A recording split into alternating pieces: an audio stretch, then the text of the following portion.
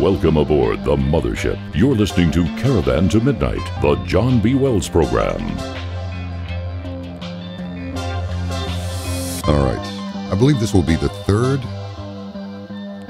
visit we have had with Dane Wigington. Geoengineeringwatch.org. Welcome back, Dane. How are you? Good, John. Thanks for helping us to continue addressing this issue, which is becoming more dire by the day, quite literally. I mean, I'm on the same page with you. It does appear to be increasing.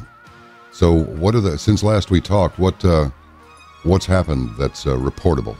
Well, again, globally, we're seeing a continued ramp up in regard to the respiratory issues. There is absolutely no rational denial of the connection between the climate engineering and the astronomical increase in not just respiratory ailments, but human diseases associated with these particulates. When we know it's in the air, we have too many lab tests to go into to prove this fact, and we know we're inhaling it, we know the human health effect. There's no denying the sort of epidemic respiratory issues we see are completely connected to this issue. And in the spring in the U.S. lower 48, John, the radically cold temperatures we see in the east, which is all the media discusses. It's headlines, it's what they want, the record snow in Boston and so forth, and some of the record cold temperatures.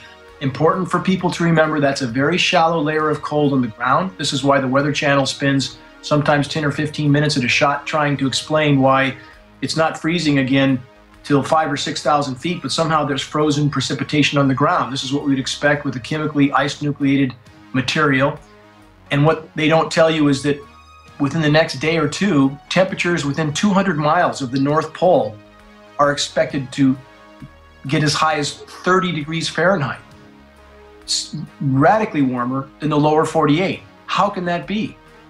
This is how radically they're able to manipulate the jet stream and the climate system at this point, but they're robbing Peter to pay Paul with the air masses. They're pushing the cold air south to create headlines and anomalously cool areas in the eastern half of the U.S., and that takes that air from the Arctic. This is an absolute fact. We have the data to back it up, and the cataclysm they're then causing for the planet as a whole is literally putting all life on Earth at stake.